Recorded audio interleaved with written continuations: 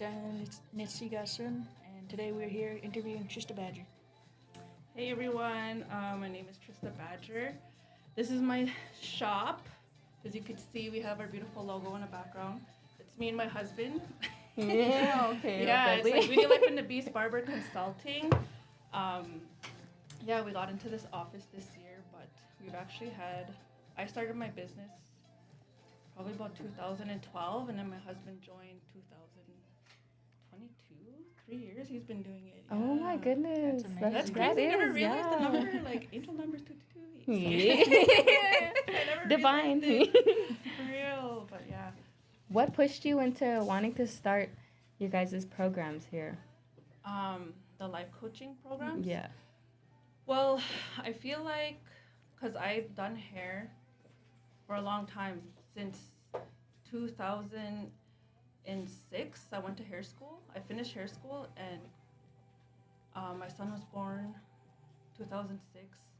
And then I started hairdressing 2008 full time, and I was a single mom. Wow. So like I had to literally build my business from the ground up at the hair den, and then I started Beauty Life in 2012. So it was just hairdressing. Yeah. It was hairdressing, and I wanted to do makeup professionally. And people like in the res, they're always like, "Can you do my makeup?" But I didn't feel right charging people makeup because I wasn't certified. Okay. So I did my research. I went to LA to the makeup show, Los Angeles, California. I know, it's so Wow. crazy how this happened. Like I just Yeah. met people, and they're like another makeup artist from Saskatoon, and she's like, "I want to go to the makeup show in California, buy a ticket." And so I bought one. And she bailed out on me. I had to go to LA by myself. Oh my But I made goodness. friends there, so I Yeah. went. And then it's just like a convention, like you know how things are like those big trade shows and stuff like that. Yeah. It's like that. So I'm walking around by myself, and I seen a booth, and it said the Ruby Makeup Academy, and I'm like, "Oh, cool, you guys do makeup?" They're like, "Yeah, it's only 1 week. If you put 100 down now, you'll get a discount when you come to the school. It's 5,000 American for 5 days." Holy So it was like smokes. $1,000 a day. That is very wicked. American. Yeah. So that's like how much more for us, right? Mm-hmm. And of course, me, okay, like I'll put 100 down. You know, if I do Yeah. this, then I know I gotta come back. You know, Yeah. I did it, and then sure enough, school was starting, and I fundraised, me and my cousins, and then Onion Lake helped me with the fee, but I had to pay for everything by myself to get there. Okay. And that's how I started being a professional makeup artist. I came back to the res, and I was real happy. I was like, "Okay, who wants their makeup done now?" And now I do hair and makeup. So that was who I was. Beauty Life was hair and makeup. Yeah. So we did fashion shows, photo shoots, and then I did it for how many years? You know, and like that's all I did every day, all day. Like I would start at 9, and sometimes I'd be done at 10 because I would run my own hours. Mm-hmm. And I always told myself, like, when I was probably in my early 30s, I'm turning 40 next month. Really? Yeah, my Oh my birthday is coming up soon. goodness. But I told myself, you know, when I turn 40, I want to be a life coach.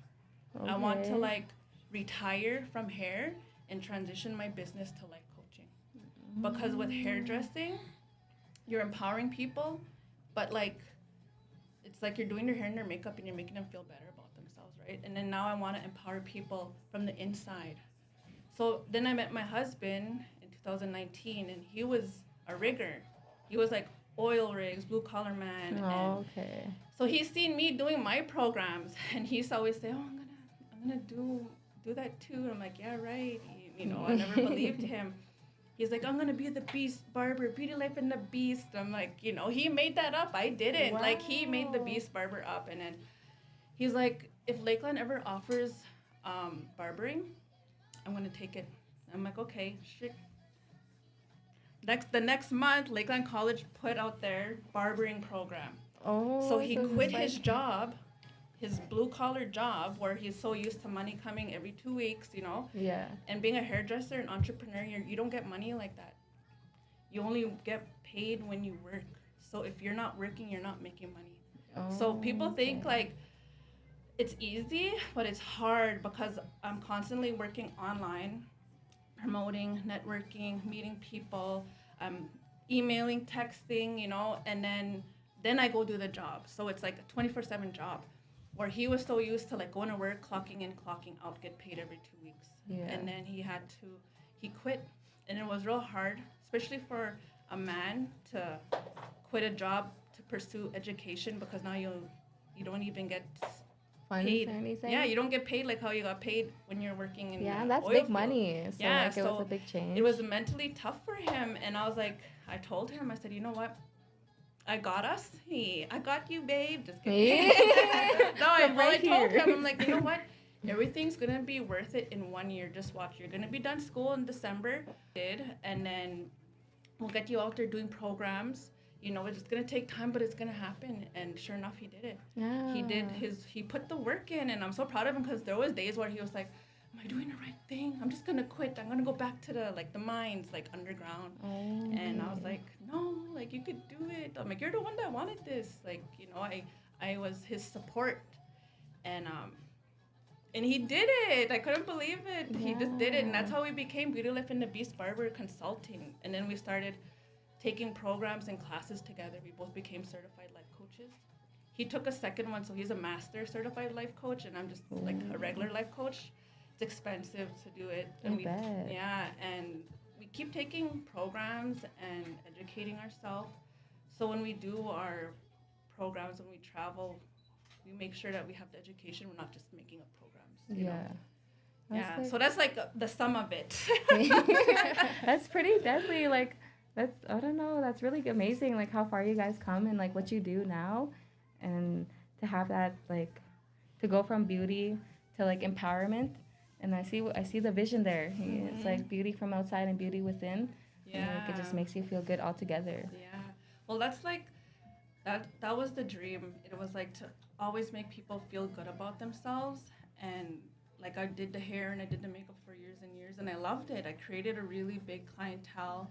I travel lots, and I really like appreciate my clients, because without them I would have never been able to survive and feed my son and, you know, survive, right?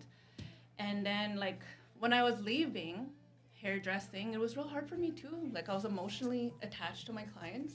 Okay. Because they were like, are you still doing hair? I'm like, no, but like the hair is like, you know, but I still do like hair for events for reserves. If they hire us to come do haircuts and stuff, we still do that.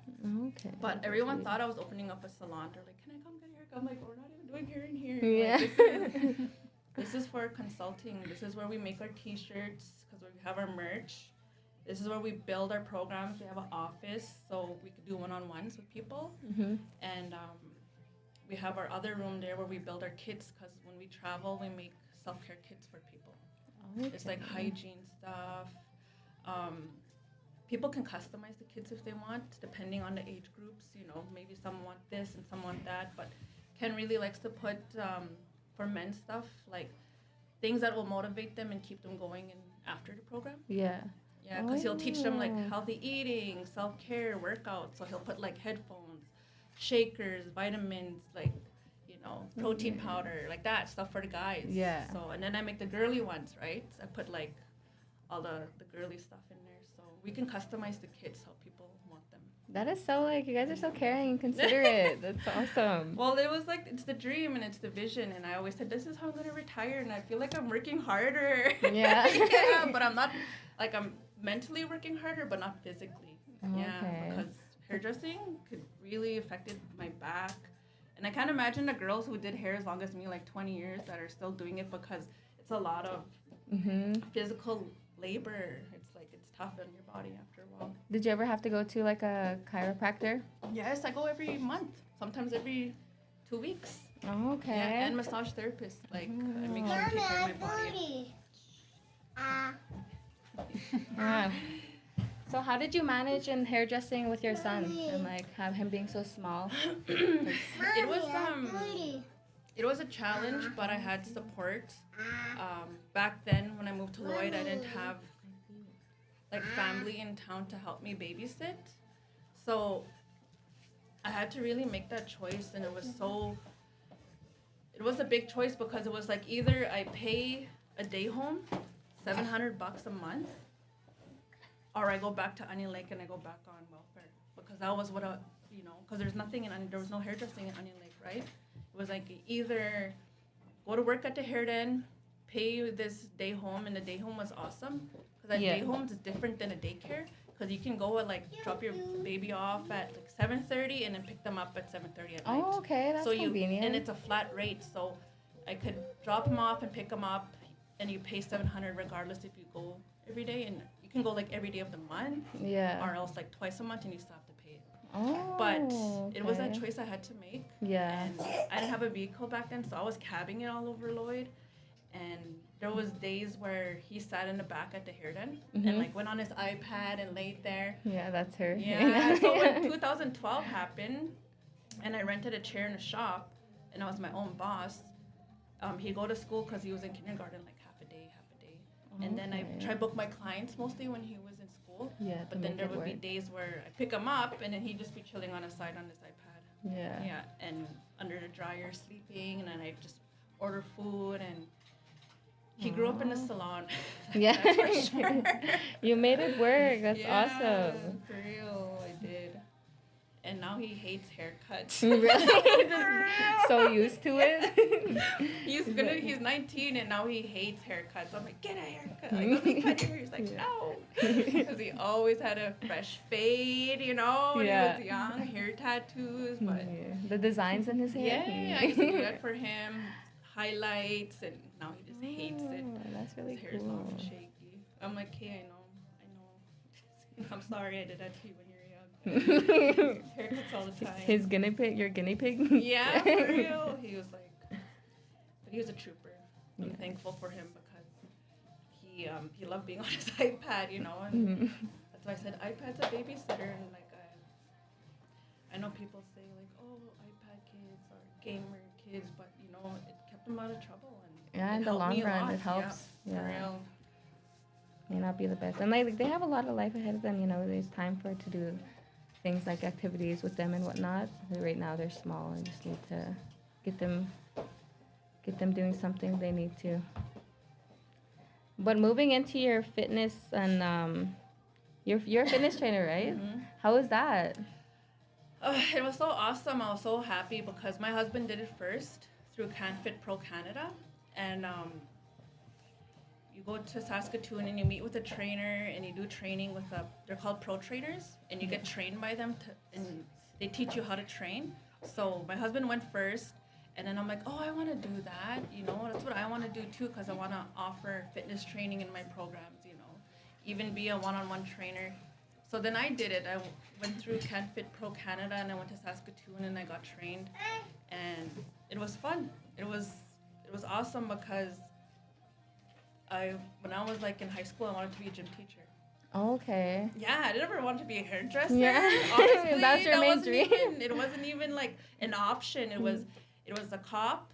No, first it was a gym teacher, but my health and sciences weren't good enough in my math, and I didn't even know you need that to be a gym teacher. I'm like, okay, gym teachers aren't teaching math and science. You know, Yeah.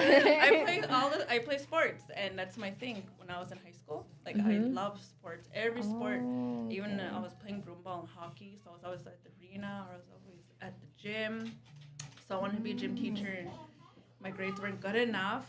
And then I was like, okay, well, I'm gonna be a cop. My grades weren't good enough, and then I went to. They said, well, what else? Because you know, when you're in high school, they're like, what do you want to be? Like, come on, pick a school. We're gonna put you in there. And I'm like, oh my god, what am I gonna do? And they're like, nope, I got denied. What else can I do? And I remember being in computer class, and I don't know if you remember that game, and it teaches you how to type real fast. You know, Oh, you okay, gotta yeah, press the the same type button. rating, yeah. I know So what you're I talking used to about. be good at that. I'm like, man, I'm so good at this. Yeah. I'll It's do my life computers skill. for real. I was like, hey, you know what? I said, I'll go be a secretary at the band office. I'll do a computer class because they need computers. You know, that's what I was gonna be. And then they all of a sudden they're like, you got in. I was like, really? They're like, yeah, you're going to Lakeland. I'm like, yes, finally. 'Cause, Oh like my all my friends goodness. got accepted. They're moving. They're going to college, and there was me getting denied. You know, and I felt Yeah. left out. And then so I went to Lakeland, and you know, it was real tough for me to transition from being a res girl to town girl. Because I was only 17 when I graduated. My birthday's in December, so I was turning 18. Okay. So I wasn't used to speaking to muñeos or people out of my comfort zone. Yeah. Like even in school, if they were like, "Can you read this book?" my face would get so red, Oh, and you're I would shy. like hide, Yeah. and like, oh my goodness, couldn't stand in front of a class, and then so I was super shy when I went to Lakeland. I remember walking into the school and not seeing any natives or anything, and I ended up getting kicked out of school. Really? Yes, because I didn't know how to talk. Oh, okay. I Yeah, got like, kicked out well, because moving I to such a didn't. big environment It from was. a little environment, It was you know, like it's a big culture change. shock. I Yeah. didn't even know how to talk to the teachers. So that dream went out. Mm-hmm. And I was like, well, what else do I want to do? And that's when I moved back to the res. And I went back to Eagle View. And then my best friend was like, come to Cosmo. I'm like, as if. I started laughing, I was like, I don't do Cosmo. And then there was nothing else for me to take because I was trying to upgrade my math and my sciences. So then I went to Cosmo. All of a sudden, I just loved it, and I was so good at doing hair. And then my best friend was like, let's move to Edmonton. We'll go to hair school. And I was like, well, let's go. We're 18 now, Yeah. And that's how I started doing hair. Wow. Yeah, and then I stayed with hair forever, and that's what I mean. Like, when I teach my programs, I always tell people, try things you never ever tried before. Go out of your comfort zone because you never know, you might be good at it. Yeah, I never know where it will take you. Yes, honestly, because if I didn't try Cosmo, who knows where I would be? I don't know.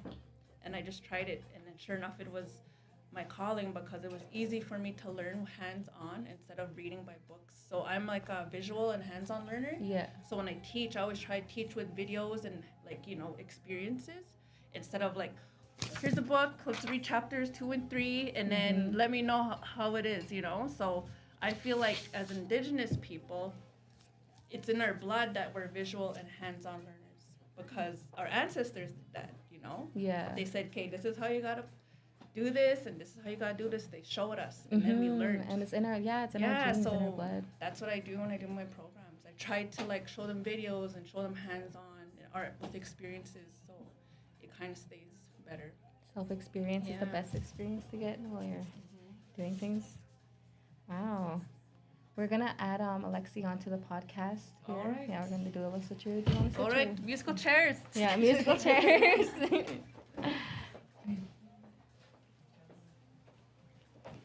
But going back to genes and what we run in, that like says a lot, because a lot of our people struggle with schooling and whatnot, learning it without hands-on.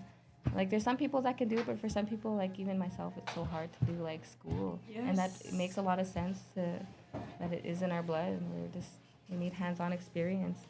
That's why I feel like mature students do better than right off the hop high school students. Yeah. Because now you know how to learn. You teach yourself how to learn. Like I had to teach myself computers again. Like when I started my program, I had to teach myself everything, and it was hard. Like there was days where I was literally crying when I would take my test and stuff, because I did nutrition class too with Pro Canada, like healthy eating, and even with personal training, I had to learn anatomy, the bones and everything. And then my husband, he knows, like, because I was studying and I'm just crying. I'm like, like, what's this bone again? Like, I'm trying to remember the bones, like, it was so hard. And I'm like, I needed something, like, so I would use his body to try to remember the name. Yeah. Don't ask me, because I probably already forgot the name. And that's a lot of bones to learn. Yes, Isn't honestly, there like and 200 muscles. and some Yes, bones? there's lots, and it's just like, even like there's lots in our feet and our hands. Oh, smaller that's ones. where the main ones are. Makes sense. Did you learn about the ear ones? I think that's don't know. cartilage. No. Okay, getting off topic. But it was a lot, like learning how to learn again. Because like all I known was like hairdressing. It was easy for me, doing formulas for colors, and I did it for so long that learning how to learn as an adult was easier. Yeah. So. I see that too. Yeah, because there's a lot of things that I would like when we go into the schools and whatnot. And we're learning things like with little say when they have people come in and talk. And like in school, you never listen, but when as an adult, you just like get all this. Like when you guys came in, I was just like getting all this information like about healthy lifestyles and whatnot. I was like, it's like this is very something like interesting. I don't know why I never paid attention in school. No, they probably weren't. They're probably just chilling. Just the teachers were listening. I'm like, oh yeah. It's good. I was trying to check the page here. It's not. Is it not loading? No. Maybe we're on the Two? yeah. Oh yeah, that's what I was saying. Cause that was that's supposed to be our 7th gen Oh, here we page. go. Yo. Yo. I know we're live on YouTube. Okay, maybe that's where it is. Okay. Hmm.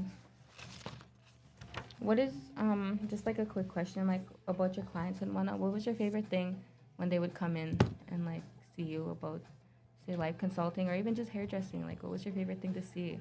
Um, my favorite thing was clients who booked all the time, like my regular clients, because they trust me. Yeah. Yeah, and that's one thing I always said, even when I was hairdressing, it was like confidentiality, right? And like respecting my clients, Yeah. right? And then even with life skills, like I always said when I was a hairdresser, I call it therapy. Because when you go to your hairdresser, you just sit there and you're Yeah. just talking. You tell your whole life story, right? Yeah. So I'm like, hairdressing trained me to be a life skills coach. Oh, okay. Because now I'm a better active listener. So like it's something that wasn't easy at first to be an active listener and then understanding what is an active listener. You know what I mean? Like how do you go from that? But yeah, my favorite thing was having clients booking and booking and booking because I know that we created that bond and that Yeah, trust. and they wanted you Yeah. to be the one to do their hair and stuff like that. Yeah.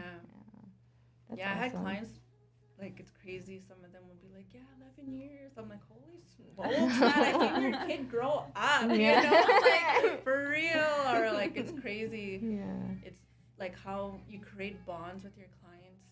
Like, for example, I have a client. She just messaged me yesterday, actually. She's like, 11 years ago, I met you, and we became best friends. She was my maid of honor. Really? Yes, Oh, that's she so became like my awesome. sister, like blood. Like we're not blood sisters, Yeah. obviously, but she's older than me, and I never had a sister older than me. Yeah. So we had that. We created that bond, and it was Oh, like it's okay. crazy, like how close you get with your clients. It's emotional. That's why I said when I was like transitioning from hairstyling to this, it was like I was an emotional wreck because I felt like bad, you know, like am I really leaving them, you know? Yeah. But they understood too. Yeah, so I'm thankful that I had connections with them that they knew I wasn't just like bye, you know? Yeah. Like I was actually transitioning as well. Yeah, that's what you're going like it's like not like you're totally leaving them because you have Yeah. what you have here and they can still come to you and whatnot with what you do. I wanted to ask, do you still like book appointments on the side? Haircuts. I'll do Mm. haircuts and stuff like that. I'm not gonna turn off the chat. Haircuts I'll do, but mostly when reserves hire us, we'll do stuff like that. Just because I'm so busy here, you know. Yeah, so I'll do stuff for family, but colors, I completely stopped doing colors. Mm. Yeah, because it's a lot breathing in The chemicals? Do you Yeah. get like headaches a I lot? actually went to the hospital once because I got a lung infection from Holy doing smokes. honestly 9 colors I did that year, and I was like, holy smoke, okay, settle down, you know. Yeah. Like, but you know, I was a single mom. I gotta pay the Yeah. rent. Just keep on digging. Buy my groceries, gotta pay the cab, washing the hair at the sink. But yeah, I remember I went home that night, and it was real hard for me to breathe. Like I couldn't take a deep breath. It hurt. So I went to the hospital, and they're like, "You have lung infection." And that's when I slowed down. I had to like, okay, I needed to chill out. Was that the first time that ever happened? Yeah, I think it happened, maybe 2016. But that's when I was doing like 7 to 9 colors a day. Holy smokes. That's what I mean. I used to work 12 hours, like, because that's when my business just started, and I was a single mom, so it was tough.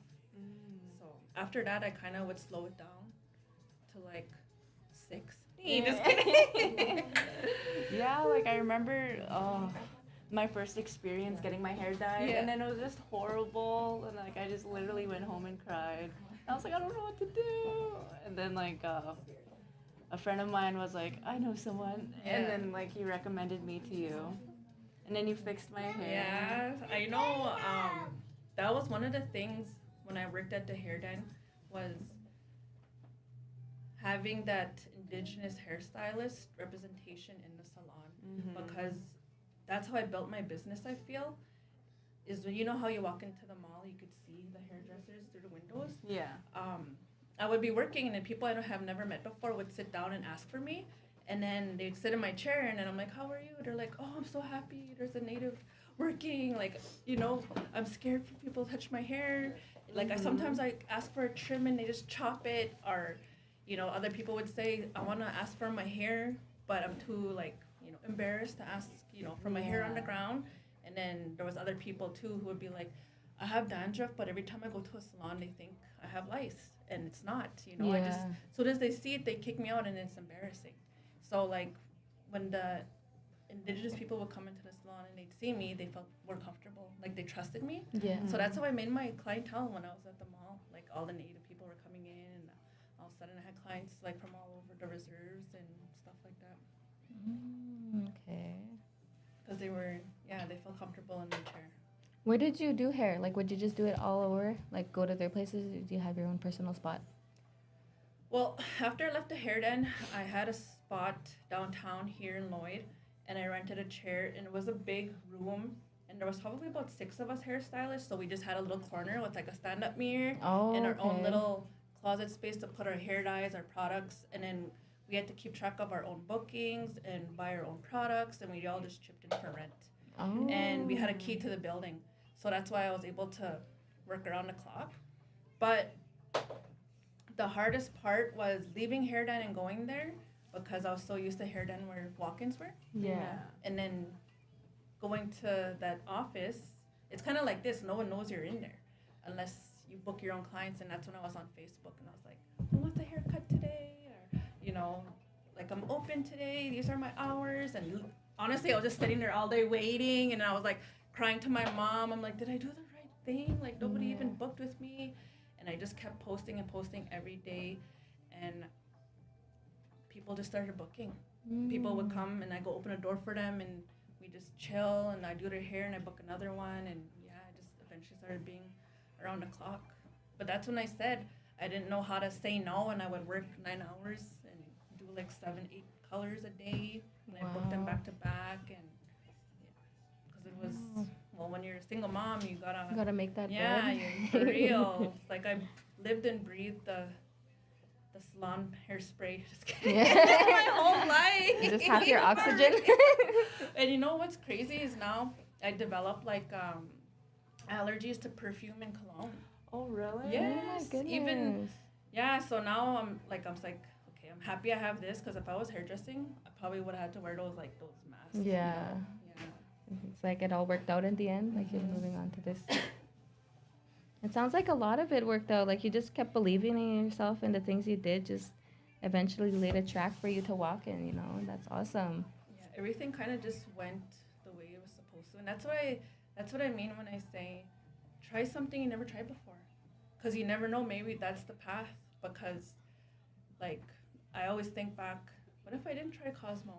You know, what if I said no? It's like, but I was open to it because my friend eased me into it. So I'm so thankful I had her. But when we do our programs, I always ask people, like, just be mindful of how many doors that you can open, and you don't even realize that, you know, that's the path you could take. But if you just limit yourself to one door, you're not going to be able to open those other doors and see what else is out there. Yeah. So when we do these programs in Onion Lake with ETC, we take them to Lakeland, and they do the tour with the post-secondary and the trades. And, you know, we show people that there's not only post-secondary, there's also trades, because trades is a big world. There's so many things. Right? Especially like in schools. I don't know. I wouldn't say they down talk trades, but it's like they do. Yeah, but they do. Yeah. It's because, I mean, just kidding, it's not because, but from what I feel like is because as an entrepreneur, you don't start off making the big money. It takes time. But if you're committed and you really want your business to be successful, it can be. You just got to put the time in the work. So that's why I say with trades, it's a shorter time in school. But you have to apprentice, you got to work under somebody, that's the only thing. But once that's done, and when you create your own business, you can become your own boss. You don't have to always work for someone. Yeah. So that's the thing about trades. And with post-secondary, I'm not putting any like shame on post-secondary, but it's longer in school, right? It's like 4 years most of the time. And if you're good at school, do post-secondary. But if you're good with your hands-on learner, visual learner, I always say do trades. Yeah, because it's so much easier for you to understand. Even with my son, like he's a hands-on learner too. Even him, he went to Vermilion and he did the mechanics because he liked vehicles and I thought he would do okay. And his math wasn't good enough, so he got RTD'd, requested to discontinue. So he couldn't go back to school after he did his tests because he failed the math. You need to have like a certain percent, like over Just 70. For mechanics? Yes, that's what I mean. You need math for everything. Math and science, like, I always tell people, like kids, when I go talk to reserves, you don't even realize you need math and science and everything. Like things you would never think. You probably don't care now, but you know, when you get older and you want to go to school, you need to have good math and science. Because in school, they don't pass you if you're over 50, they pass you if you're over 70. That's crazy. Right? I'm like, oh my goodness, my average was 55. Just kidding. The only 100 I got was gym. Yeah, I wanted to talk about, because I remember going to Eagleville and then I was looking at those banners on top and I saw your name and a lot of them. Yeah, for track and field. Yeah, that's what it's for. What were your events? My favorite events were 100, 200, 400, and 800. Holy smokes. I know. But when I got older, like 15, I quit the 800 because you know how track is like, you got to do all your heats and your finals in one day. Yeah. So it was really tough for me to do the 800. So I dropped it and I did long jump. So I think the 100 and the 200 and the 400 were my favorite. Long jump I just added. It wasn't like my favorite. Yeah. But yeah, 100 and 200, 400 were my favorite events. They took me quite a bit of places, like summer games every year. I went to regionals, provincials, indigenous games. Yeah. And I remember that one year, right before my Mushroom passed away, he came to Little Pine and watched us do track and field. And I won all gold, 5 gold. Holy on crap. all my events, even relay. But then one of the girls who were running relay, like I would just finish running the 100-meter and we finished winning, and then she ran across the field, the track, and she didn't know that there were still runners. So we got disqualified. We didn't win. So I still got 4 gold, but you know, I would have had 5. And my Mushroom was there, and he passed away like the next year. So I was like happy I was able to do it in front of him. Yeah. So that was like my favorite year. I think I was 16, 17, yeah. Was that like summer games? Yeah, summer games, Little Pine, yeah. 100, 200, 400, and long jump. Yeah. Cool. What lessons did life teach you that school could never?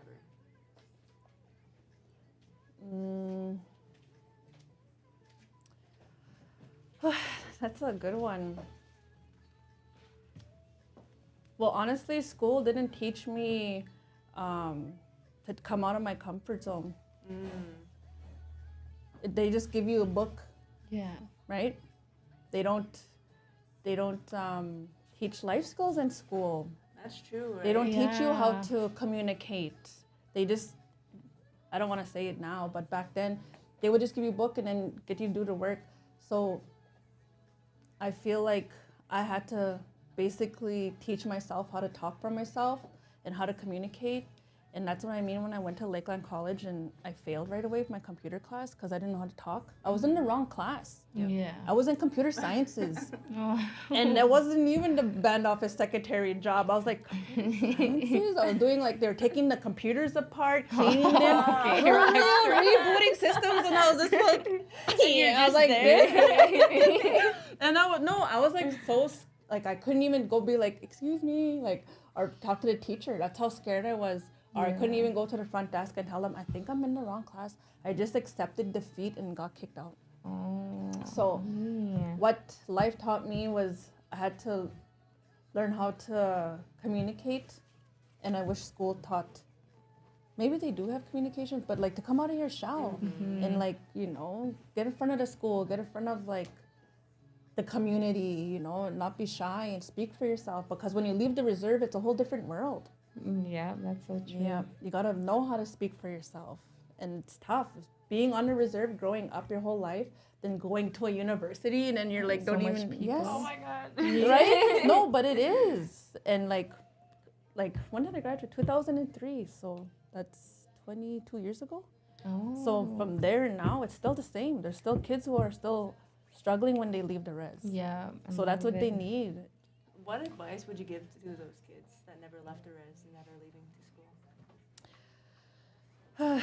I would give them, I would say, when you go to town, like Walmart, say hi to a stranger and look them in the eye. Just say, hi, how are you? Or good morning. Because one little Yeah. thing like that will change your life and that other person's, because I practice that every day now. When I go to Walmart, I'm like, good morning. And I just talk to strangers. And I feel like it made me come out of my shell. So if I could tell the little res kids, but the people on the res, just practice that when you come to town. Just say hi to a stranger that's not native. Yeah. And then it'll break you out of your shell. Okay. Like even you guys could try it when you go like, Right. you know, and not when you go through the drive-through, because you have to talk to them. But like, That's what I was just thinking of. for real. But like anywhere, like when you're at Walmart or Shoppers, you know, any store, just say, oh, like just something, just say something to a stranger. Yeah, Yeah, conversate. and break yourself out of your shell. Mm. Yeah, because Makes so many sense. people, like for myself, if someone said hi to me, I would look the other way, because I didn't like, are you talking to me? You know, because I was so shy. Yeah. I was so scared. Like I would avoid people just so they didn't have to talk to me in public. You know, if you're walking or somewhere and you see someone down the hall, you kind of make room for them, you know? Yeah. But like, I just learned how to be like, excuse me, coming through, and I would walk through, because Yeah. I had to build my own confidence, right? Have to build So your own that's what I would- structural grounding. Tell them, yeah. Where did you build the confidence to talk? Like how? Hairdressing. Oh, that's what you said. Honestly, because that's what I always tell people. Is like, you know, when I finished hair school in 2005, I found out I was pregnant. Honest to God, the same week. Really? Like, soon as I got my certificate and I was leaving Marvell College, I found out I was pregnant with my son, and I was only 19. And I was just like, oh my goodness. And I still was really scared and shy and didn't have no confidence at all in myself. And then my son turned 2. My mom always said, I'm not babysitting till he's 2. So I had to wait till he was 2. And then I worked at Hair Den. And I was just like, yes, I'm going to go work. And then I got there and I'm like, oh my God, I gotta talk to strangers. I gotta talk to people I don't even know. Yeah. Like I was a stay-at-home mom for 3 years, like being pregnant, then the 2 years of raising my son, and now I'm like, I felt like I was like getting thrown in a shark tank and learning how to swim, because I literally got thrown, and I had to like, if you know how the hair den is, you had to like stand there and be like, who's next for a haircut? And then somebody comes and sits in your chair, and then you're like, how are you today? How do you want your haircut? Yeah. Those were the words that brought me out of my shell. And I had to have confidence, because if someone sat in there and be like, well, what do you suggest? Like, what do you think? You're the hairdresser. You should know what matches my face. Yeah. You know, I'm just like, Holy. no, honestly, you get clients like that. For real. And then I had to like, I'd be like, okay, well, let's check this out. We could do this. You know, I had to like learn how to talk for myself.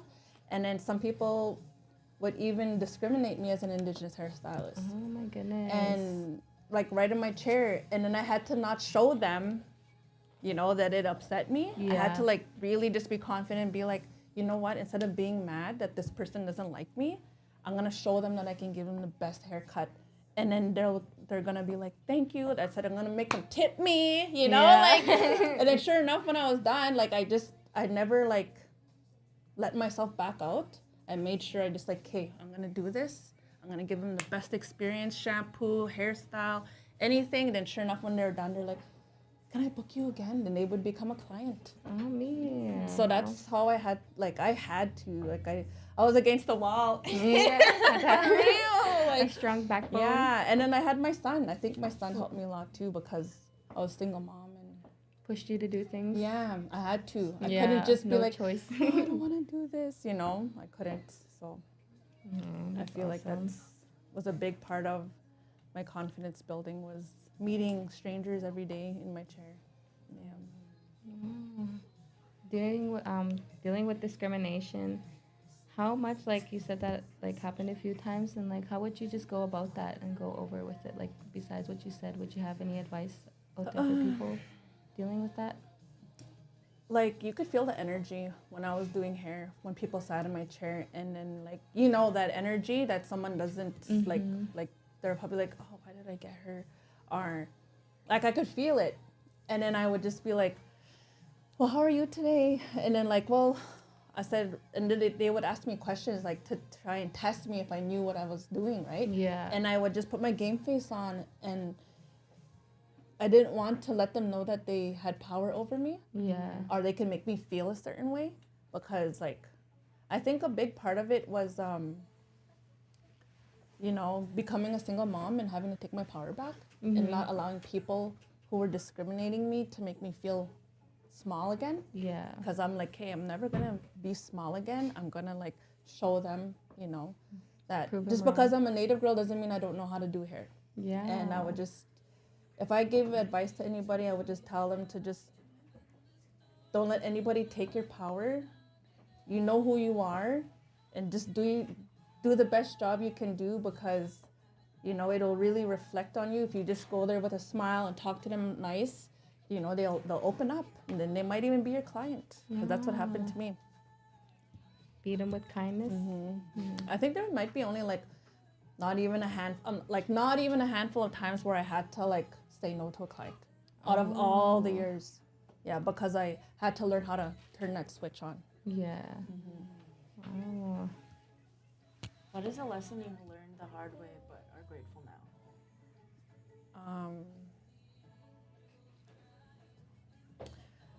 A lesson I learned the hard way. Not to be so nice. Sometimes being taken advantage of, like helping people. Because like I'm a people pleaser, obviously, because I do hair. I'm trying to make people feel good all the time, right?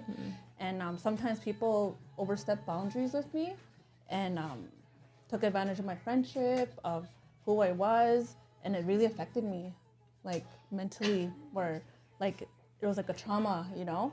So I would say learning how to set boundaries in my life really changed. Yeah, learning how to set boundaries, especially with people you love. Yeah. For real. That's the hardest thing to do, is learning how to set boundaries with someone that you love, because you don't want to hurt them, right? Yeah. That's so But true. Yeah. are you going to hurt them, or are you going to let them hurt you? Right? Dog eat dog world. Right? For real. Like, hey, you know what? I'm going to set this boundary. You can't cross it.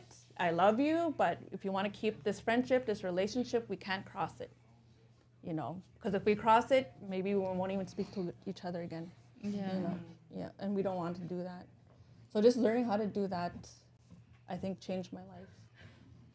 Yeah.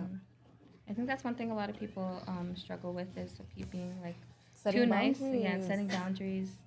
It's definitely one thing that I struggle with right now too. For real. Yeah. So in our life skills program, that's what we do. Yeah. For real. We go over setting boundaries and communication, because I always tell my husband and my son, I don't care how mad you are at me. I don't care if you're scared you're gonna hurt my feelings.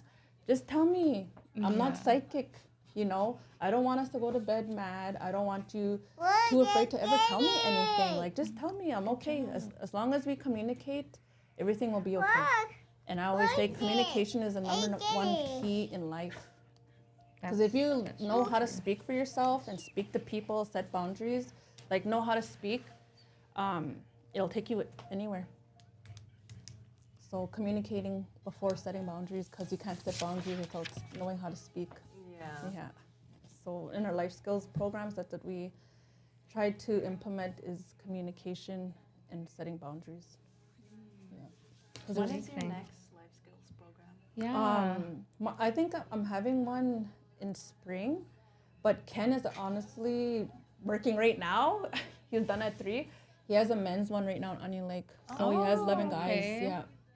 And So is I it did- open like for everybody? It's for all like on free? essay. Oh, essay. Yeah, so okay.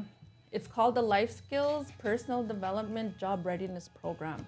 So Ken teaches like almost everything that we kind of covered, like life skills and developing yourself, communicating, and then at the end of it, they'll get tickets because Lydia will book people and get tickets.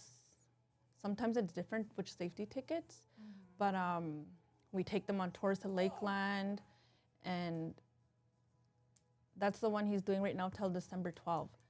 But we also offer one-on-ones here. Yeah, so if people want to do one-on-one, we offer them here. Yeah, so we have an office and we have a space for that. And I'm trying to find a way, like this is one thing I want. I want it to be free for people. Like I'm trying to find a way to get a grant or funding so I can get it free for people. Because it's, yeah, life skills.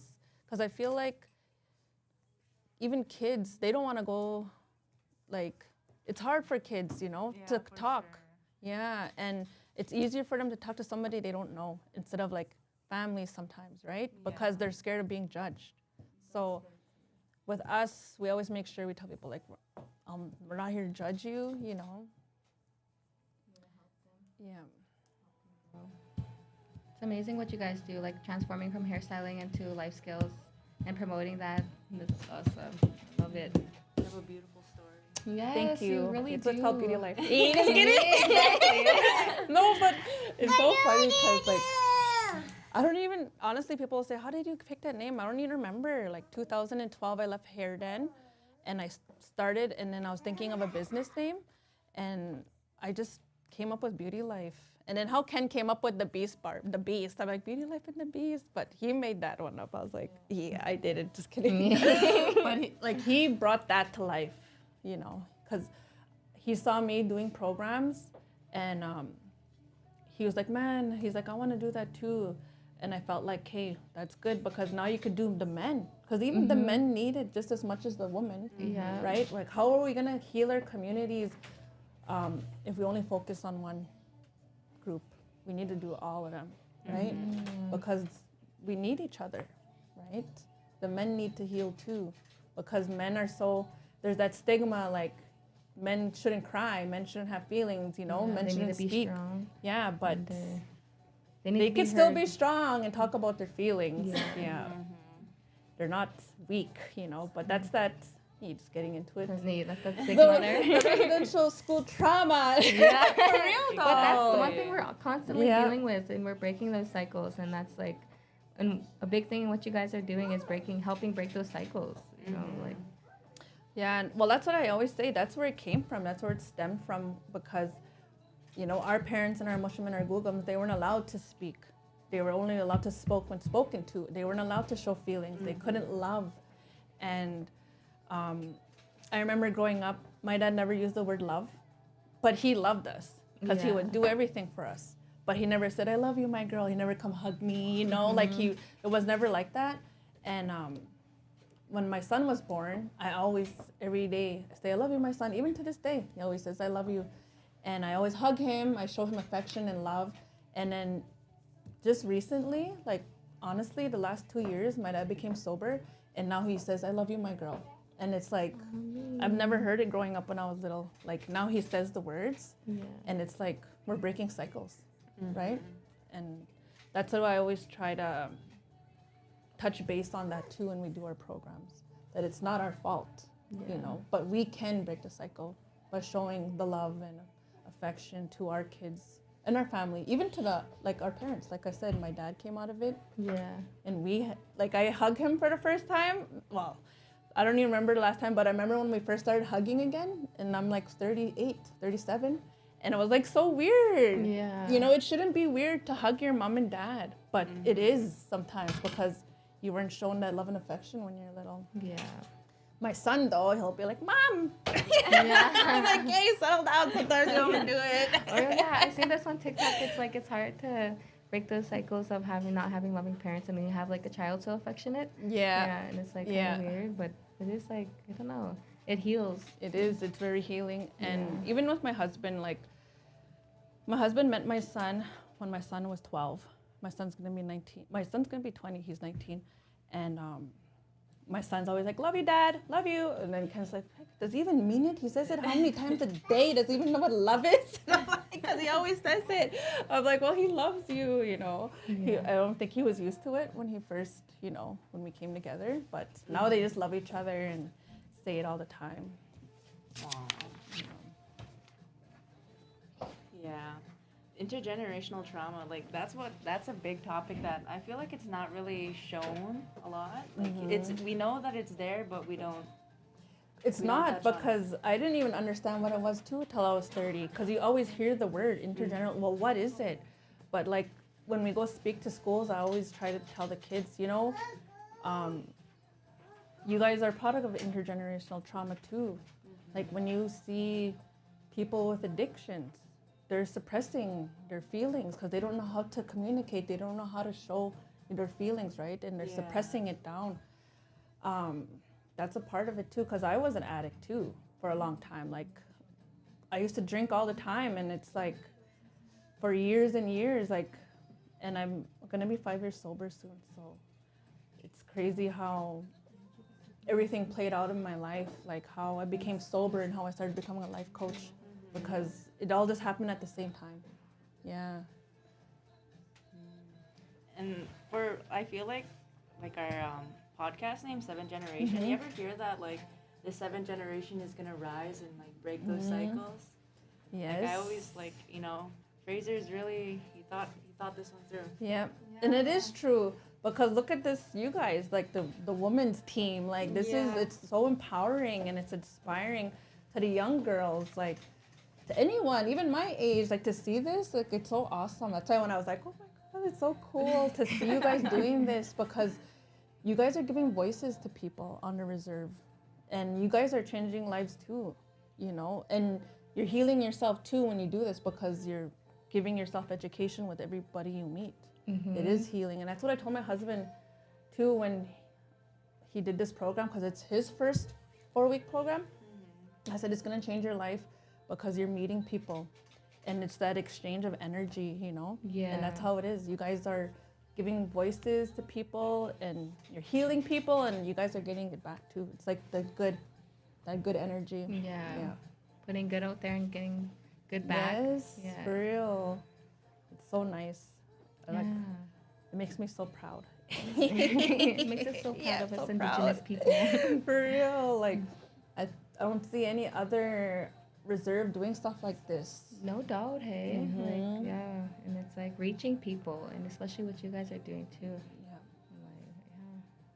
We got a couple comments if you want to look at Oh, them. I was trying to. Oh, wait. I couldn't. I'm sorry.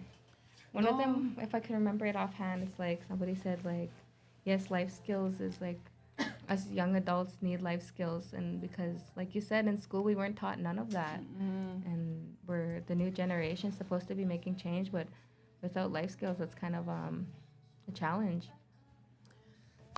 It is tough, and I remember in school they did not life skills, school to work. I don't know if you guys had that when you guys were in school, where they give you job placements in Lloyd, and you'd come work. Not no. even. They used to do that when we were in school. You're all old. Back in the day. Just kidding. Oh, shit, wrong one. But they should do that again, because long time ago, long time ago. Just kidding. They would give people jobs in Lloyd, and it would be KFC, be Walmart, anywhere. And then they'd drive you from the high school on a school bus to come work for like 2-3 hours. Then you go back to school. So you got job experience, and it brought you out of your. I never took it though, because I don't know what I was doing. I don't know what I was doing back then. But it was such a cool thing, and they need to do that and life skills in the high school. They need to start it early when the hormones are changing. Yeah. I'm trying to see where the comments are. Look at chat. Oh, it doesn't. Maybe it only shows on. Oh yeah, it doesn't. Not only it only shows after the live is done. I think. Because they come up as they like they only come up for a bit and they'll roll up. No, back to the life skills for schools. I feel like it's important to start them when they're in grade 6 because we don't know what kids go home to, right? Yeah. Yeah. And we don't know if we don't know what they're going through. And I feel like life skills will help kids come out of their shells and communicate better and help with bullying, right? That's a big factor. Bullying that is a is big not talked issue. about. Yeah, and bullying never ends. It happens till like Yeah. you're 20, For 30, 40. real. Like there's googums that are bullying other googums. For real, honestly, it never ends. And we went to Eagle View and we did a building presentation for grades 6, 7, and 8. Yeah, and it was good. It was our first time, and I was happy they asked us to do that because it's such a heavy topic.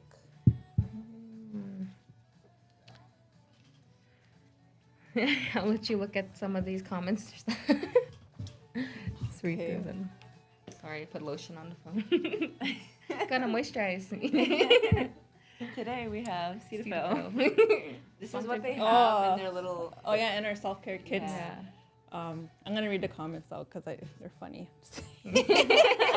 So Clayton Tatusa said, "Trysta, you gotta still chop wood," and that's because you know what's funny? I saw you at the Winterfest. Yes, Winterfest. So I took firsty. I took first that day, Yeah. and Clayton took first too. But my time was faster than his, so I was faster than the men, and I was like, "Woo." And that's why he always says that because I beat him. And he was like trying to say, "I didn't even bring my own axe." I'm like, "I didn't either." Like trying to act. Deshane Truche said, "We definitely need life skills development for our young adults. A lot of our youth know what is needed to begin life as a young adult, but not much have the know how to start." Yeah, that's true. That's what we were saying. They need to start life skills when kids are changing their hormones. Early on. Like grade 6, 7, and 8, 9, because kids get emotional. Yeah. Grades like 12-year-olds, that's like a hard time. Right? It's hard to be 12. Yeah. You don't gotta pay rent and stuff, but you know, like you gotta walk through the hallways, you gotta go home. Some kids are learning how to do chores and mental health. Like it really affects kids when they're 12. Yeah, true. Oh, Sadie. Oh, I love you too, Sadie. Carissa said, "I remember school to work. First time I had a job and they helped us get our IDs and everything at age 15. Yeah, that's what they used to do.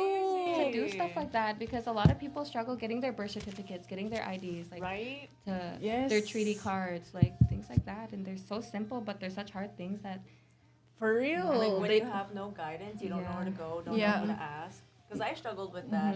Like Yeah. when I was 15, 14, I got all my IDs by myself.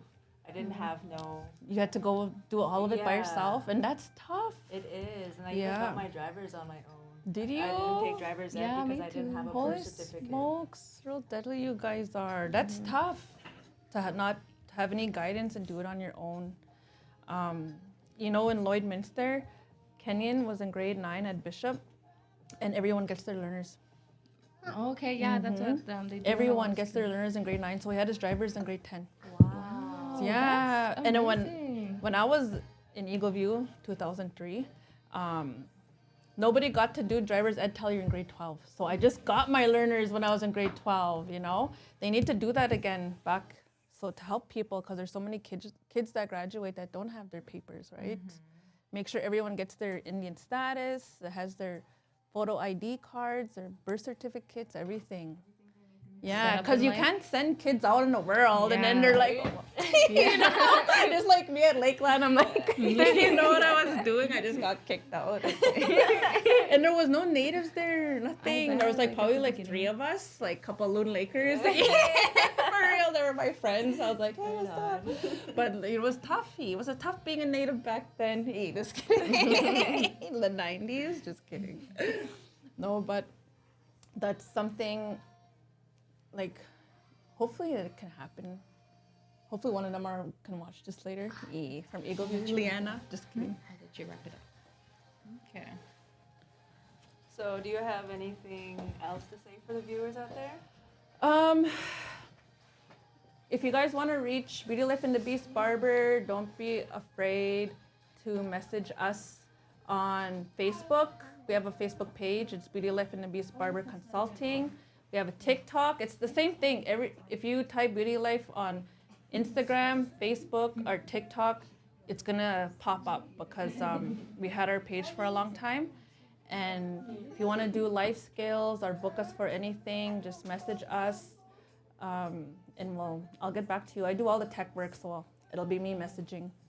Awesome. Yeah. Thank you so much for your time and like inviting us into your beautiful studio. Yeah, let's do it. You want to do a quick tour to end it? I'm not too sure if the cameras. Can you? Oh, okay. Yeah. Well, that's okay. Yeah. But yes, it was good. It went by so fast. Right? Yeah. Maybe we'll come back again and we'll Yeah. have both you and the Ken? Yeah. Yeah, that'd be nice. Yeah, I just want to say I'm proud of you guys. Thank you for coming. Coming all the way to town. Right. Field trip. But yeah, thank you. Awesome. Yes. Thank you. We need to take a group picture Right. before you guys leave.